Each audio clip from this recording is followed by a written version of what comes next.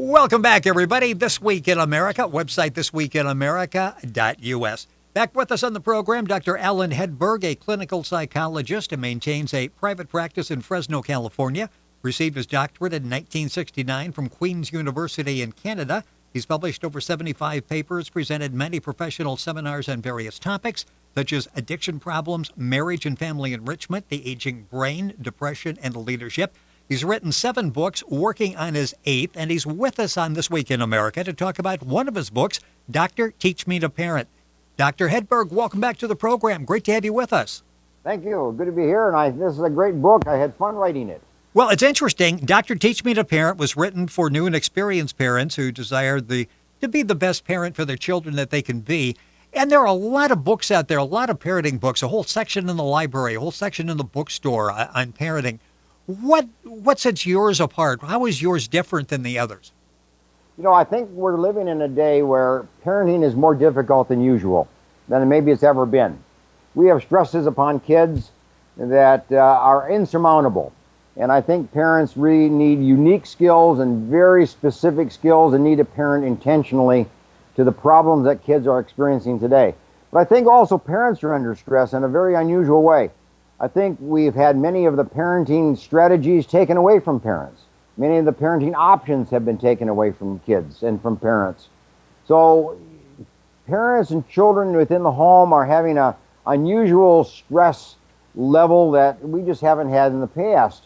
So what I did is I said, okay, now what are some of the problems then that are facing parents? What are kids presenting to parents that they're having trouble dealing with? And from my own clinical practice as a psychologist, I kind of know the list of problems that kids bring to a parent, and those problems that parents can deal with, but the problems that parents cannot deal with or don't know how to deal with. And that's why I wrote the book, to try to present those kind of problems in a way that they can be managed, they can be resolved, and kids and parents can live a good life within the context of the family. Dr. Allan Hedberg, our guest on the program, his website is very simple. It's author Allan, and A-L-L-A-N is the correct spelling, Allan Hedberg, Hedberg.com, author AllanHedberg.com.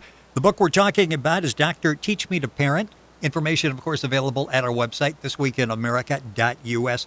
Before we get into talking about some of the parenting tips that you have in the book, and the book is chock full of excellent information, you said something that was interesting, and that's parents are stressed more now than ever before. Do we really need to watch to make sure the children don't pick up on that stress that we're feeling, whether it's a job promotion, whether it's, I don't know how we're going to pay the rent the first of the month? I would assume if they get caught up in that, that just sort of doubles the pressure that they're already feeling. Exactly. Stress is something caught. You know, stress is something you pick up in the environment where you live. We know that children under high stress are more likely to be ill. They're more likely to bring illness to the school. They're more likely to spread it. They're more likely to misbehave. They're more likely to react and overreact to situations and create problems in school, create problems in the home, create problems in the neighborhood. So we know that kids who are overly stressed are at risk. And homes that live with a high level of stress, mom's under stress, dad's under stress, then the kids are under stress. And it has a perpetuating influence upon each other, and they never break it. And you sometimes have to get out of that situation before you can really break it. And that's where counseling comes in. That's where family counseling comes in, where parent counseling, parent management comes in, where you can break that cycle of stress that's been going on within a family. The book is called Doctor, Teach Me to Parent, and it's interesting because most of us sort of become a parent. Maybe we talk about how many kids we're going to have, when we're going to have them, but teach me to parent. Do you find that many people go into this and they really haven't thought through their preparation to be a parent? Well, you know what we do, Rick, is that we pretty much parent as we were parented. Yes. You know, yes. If we have a home of a certain kind, then we kind of emulate that and then perpetuate that idea and that style of parenting, and it's often not helpful. The way I was raised in my day, you know, many years back, may not be relevant to the way that we raise children today. The expectations we have, the way that we strategize management, the way that we approach children, some of the strategies that we used in the past we can't use anymore, they're legally banned, such as spanking. We have to develop different techniques and different strategies in managing children.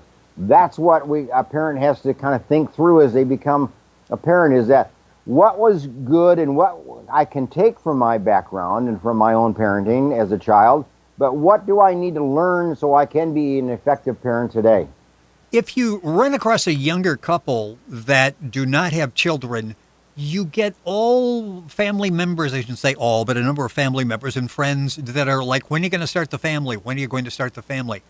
Are Sure, there people in marriage that just really shouldn't get into parenting, especially at that time when there is some doubt, whether they're caught up in their career, they're traveling, that type of thing? Well, we know that parents that work 80 hours a week together, combined, those children are at risk.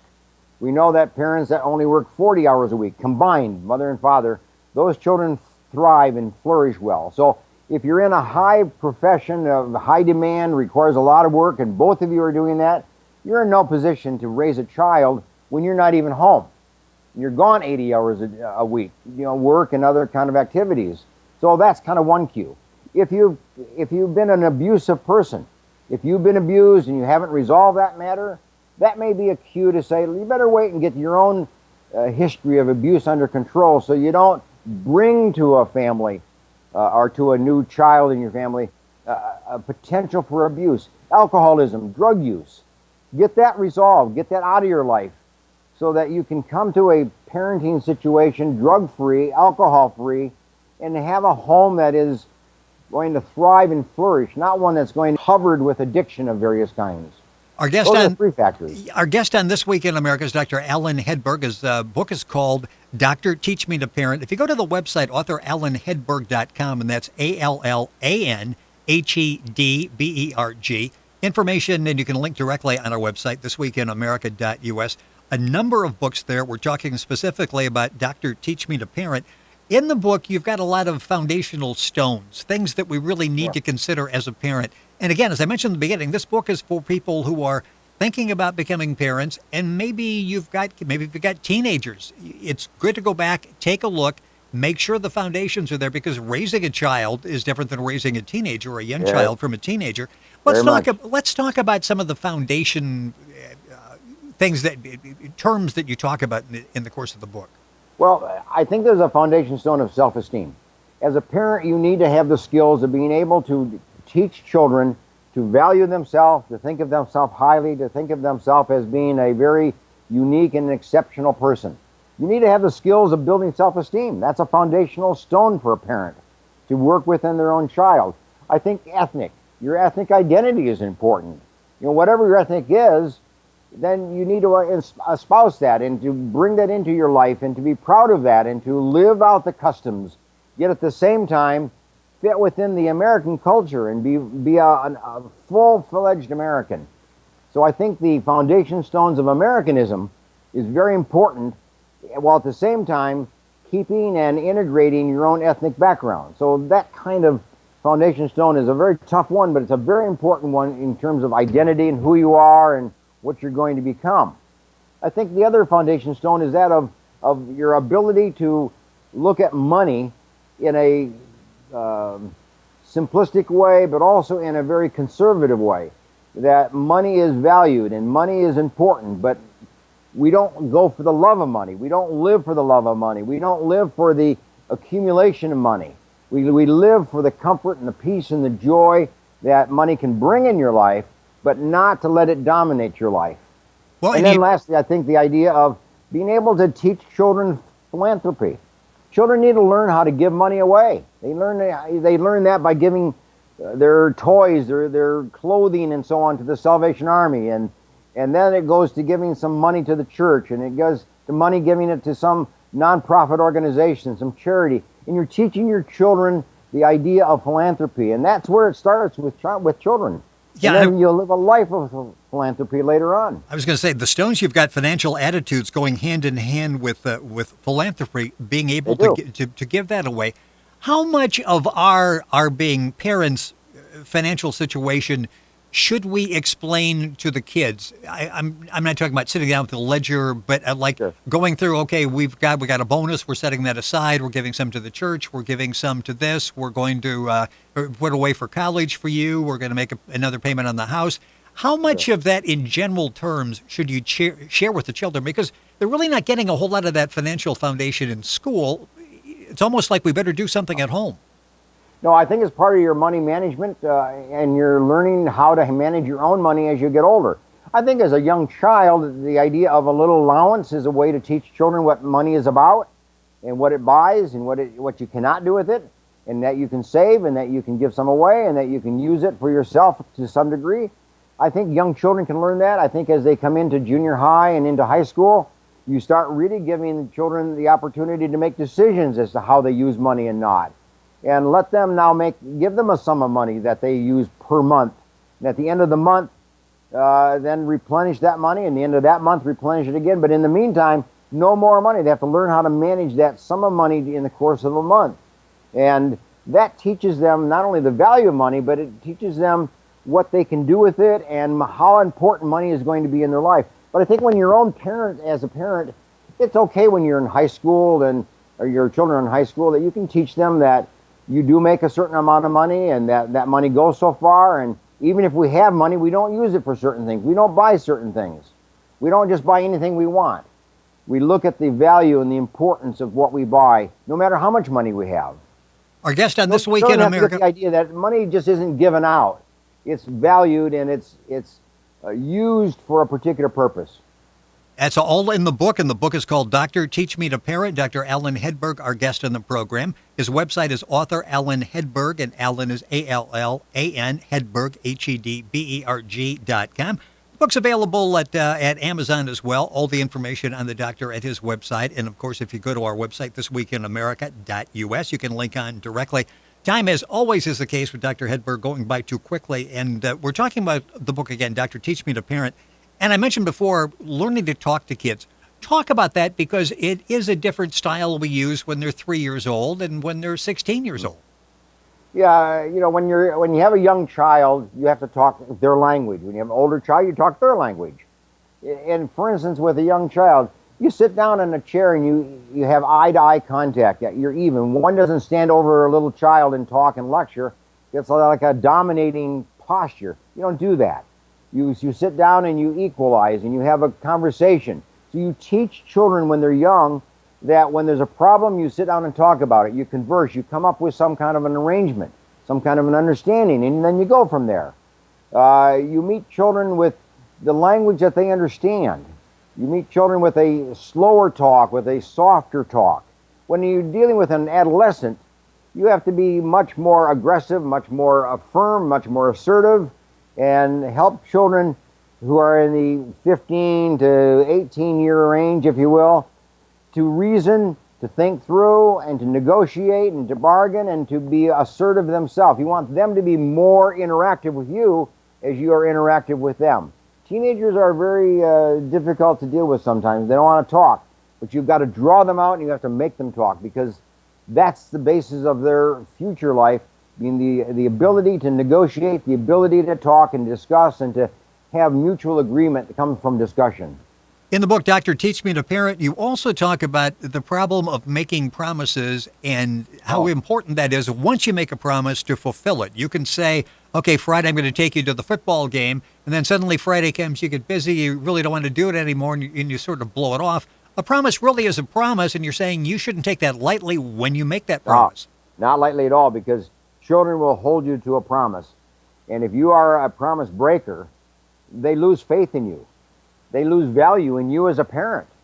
And you lose moral authority with a child when you start breaking promises, and that becomes then a pattern. I mean, everybody breaks a promise once, twice. Yes. But if that becomes a pattern, children then lose faith and value in you as a parent. And then they distance themselves, and then they start living beyond you or trying to avoid you.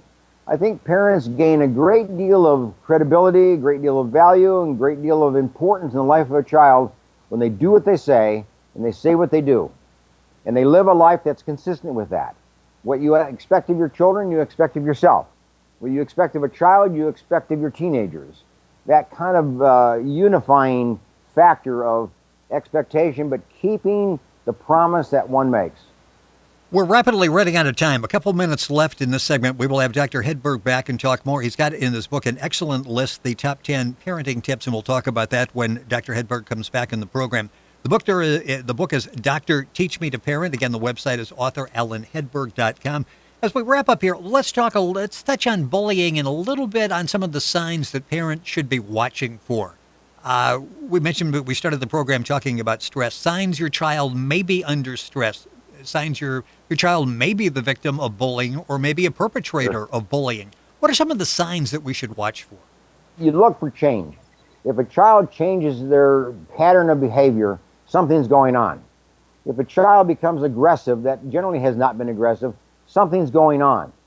You have to then sort out whether that is just kind of development and it's part of the age, or that's something that's going on in their own personal life. If a child starts to bully that hasn't been a bully, something's going on. If a child withdraws and isolates and stays alone and hides in the room, when that's not generally been the case, something's going on. So you look for changes in the behavior of the child to determine if you need to inquire and start a process of inquiry and a process of investigation, if you will, and finding out what's going on in that child's life. You talk to the teacher, you talk to other parents, you talk to other kids, but you get some kind of a sense of so that you can deal with it. I think one of the things that we often don't do as a parent, we don't consult the people in our life that are able to help us, like a teacher. I mean, they spend all day with your kid. If you have a problem, go to the teacher and find out if the teacher's having the same problem, and then you can deal with it. And if you don't know how to deal with it, that's the purpose of family counseling or personal counseling or therapy. Use it. It's there for your use in your own community. The book is Dr. Teach Me to Parent. Our guest on the program, Dr. Allan Hedberg. His website, very simple, author Allan, Allan Hedberg, HEDBERG.com. Information, of course, available at our website, thisweekinamerica.us. You can link on directly there. In the minute we got left in the program, I want to talk about a word that you use a lot, which is resilience. Do we overlook and take for granted sometimes the resilience of our children? Well, resilience is the ability to fall down but stand up then. Keep yourself going. Have a failure but keep going. Have a setback and keep going. Have criticism but overcome it and move forward. That's what resilience basically is. And you teach that in two ways. One is that as a parent, you're resilient. You show children, sure, I've been criticized. I had a hard day. I had a tough day. It didn't go so well for me today, but I still am responsible. I still do my duties in the home. I'm still a mother. I'm still a father. I still do what is necessary. That's resilience. And when children see that, they can learn how to be resilient. They have tough days too, but they don't have to come home and take it out on everybody. You don't come home and kick the dog and mistreat your mother and mistreat your father and your siblings. You take what the day was and you live above it and you live beyond it. You may have to have a half hour of isolation or a rest or a little time for yourself, but then you move forward, but you move forward in a reasonable, civil way with other people. You don't just take out your anger on others. Dr. Teach Me to Parent is the book. That's one of many written by Dr. Allan Hedberg at his website, author allanhedberg.com. You'll see all the books. The doctor's been on before, and we talked about the book, Achieving and Living a Healthy Lifestyle in a World of Stress. If you go to our website, thisweekinamerica.us, you'll see a YouTube link there, and you can actually watch that interview, and we've got the iTunes link for that up there as well. Doctor, as always, a pleasure. Look forward to having you back on the program, and come back and we'll talk about the top 10 parenting tips. We can do that. Great. Thank you. Dr. Allan Hedberg has been our guest. All the information available at our website, thisweekinamerica.us.